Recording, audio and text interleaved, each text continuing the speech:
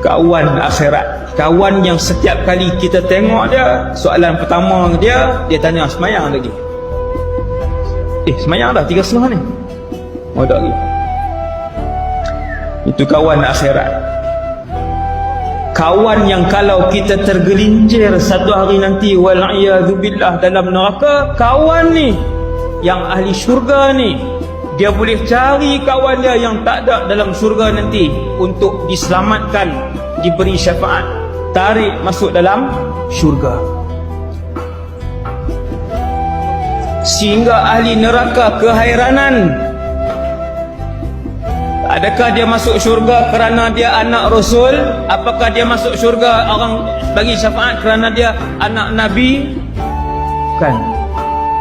Sebab kawan dia dulu di dunia orang soleh, ahli syurga. Kawan tu datang, panggil, bawa dia masuk dalam syurga. Subhanallah.